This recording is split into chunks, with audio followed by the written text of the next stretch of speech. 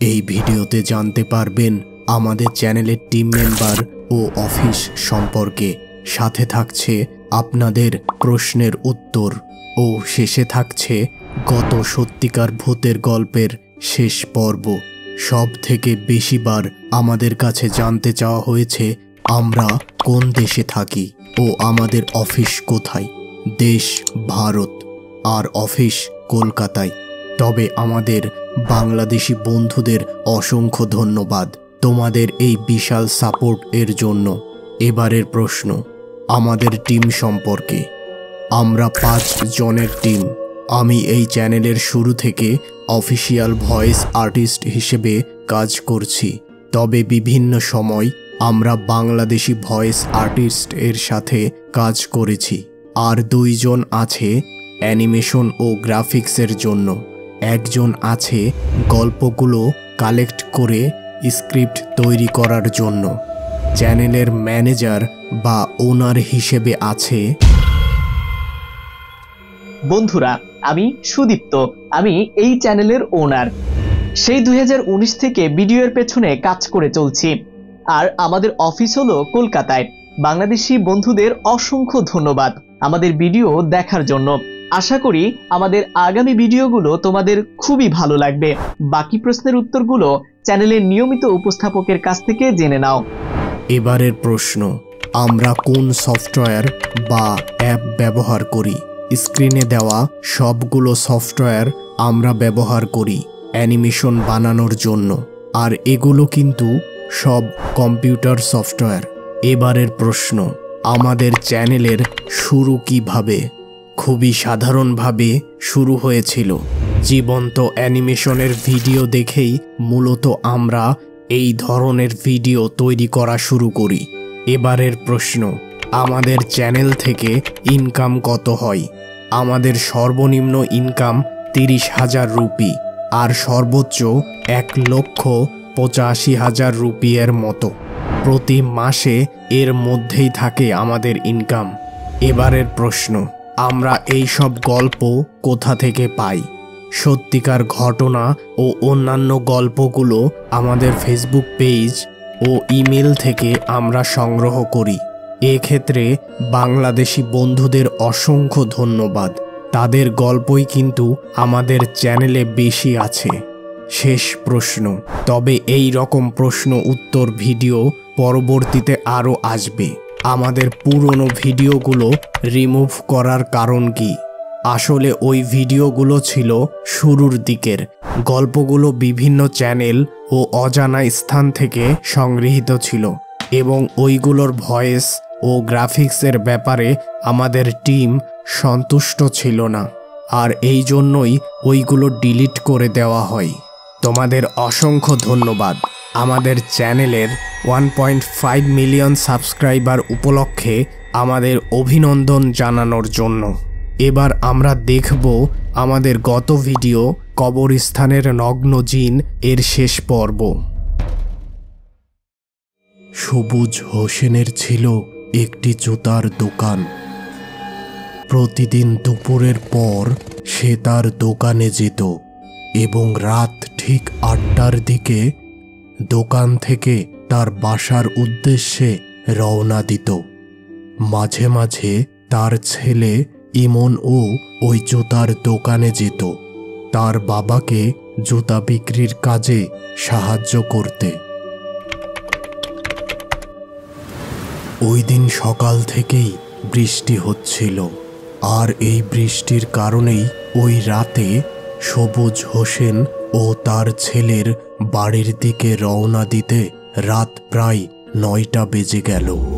একটি বড় ছাতা নিয়ে 2 জন হাঁটা শুরু করলো তাদের বাড়ির উদ্দেশ্যে।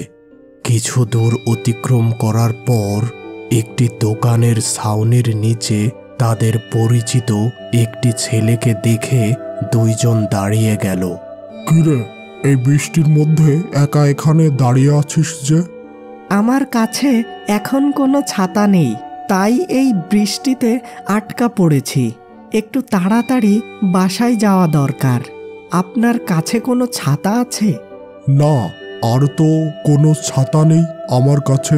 তবে তোকে একটা বড় পলিথিন দিতে পারি, যা মাথায় দিয়ে বাসায় যেতে পারিস।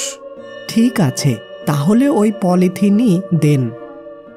এবার ওই পলিথিন মাথায় দিয়ে ছেলেটি খুব দ্রুত হাঁটা শুরু করলো এবং অল্প সময়ের মধ্যেই ছেলেটিকে রাস্তায় আর লক্ষ্য করা গেল না। এদিকে টর্চের চার্জ কম থাকায় কিছু সময় পর পর আলো জ্বালাচ্ছিল সবুজ হোসেন। এভাবে বেশ কিছুটা পথ অতিক্রম করার পর তারা পৌঁছালো গ্রামের একটি কবরস্থানের পাশের রাস্তায়। এভাবে বেশ কিছুটা পথ অতিক্রম করার পর তারা পৌঁছালো গ্রামের একটি কবরস্থানের পাশের রাস্তায়। সামনে কি একটা দেখে দুইজন দাঁড়িয়ে গেল সেখানে এবং দ্রুত টর্চ লাইটের আলো ধরল ওই দিকে, এবং যে দৃশ্য দেখল তাতে তারা একেবারে হতবাক হয়ে গেল। আরে, এ তো ওই ছেলেটা যাকে কিছু সময় আগে তারা পলিথিন দিয়ে সাহায্য করেছিল। ছেলেটা একেবারে নগ্ন ছিল এবং তার দিকে আলো পড়তেই সে দ্রুত কবরস্থানের মধ্যে প্রবেশ করল। এই দৃশ্য দেখে ভীষণ অবাক হয়ে সবুজ হোসেন তার ছেলেকে বলল, তুমি এখানেই দাঁড়াও, আমার মনে হচ্ছে ওই ছেলেটাকে জিনে ধরেছে, তাই সে ওই নগ্ন অবস্থায় কবরস্থানের মধ্যে প্রবেশ করল। তাকে এখনই ওই কবরস্থান থেকে বাহির করতে হবে, না হলে তাকে আর বাঁচানো যাবে না। এই কথা বলেই সবুজ হোসেন ওই কবরস্থানের দরজার দিকে রওনা দিল। তখন তার ছেলে পেছন থেকে চিৎকার দিয়ে বলল, বাবা, দাঁড়াও, ওইখানে ভিতরে প্রবেশ করবে না। ওই নগ্ন ব্যক্তিটি ছিল জিন। সে আমাদের পরিচিত ওই ছেলের রূপ ধরে আমাদের সামনে দেখা দিয়েছিল। তুমি আর সামনে আগাবে না। কিন্তু তার বাবা যেন কোনো কথাই শুনবে না। সে ওই কবরস্থানের মধ্যে যাবেই। এবার ইমন একটি দোয়া পড়ে তার বাবার দিকে ফু দিল, আর সাথে সাথে তার বাবা যেন স্থির হয়ে গেল। এবার তারা দ্রুত ওই স্থান ত্যাগ করল। কিছুটা পথ পাড়ি দিতেই তারা সামনের দিকে ওই ছেলেটিকে দেখতে পেল। এবার দ্রুত সামনে যেয়ে সবুজ হোসেন ছেলেটিকে জিজ্ঞাসা করল, এই, তুমি কিছু সময় আগে ওই কবরস্থানের মধ্যে ঢুকেছিলে কেন? কি বলছেন আপনি? আমি কেন এই রাতে ওই কবরস্থানের মধ্যে প্রবেশ করব? আপনার কিছু একটা ভুল হচ্ছে। আমি তো আপনাদের কিছুটা আগেই এখানে এসে পৌঁছালাম।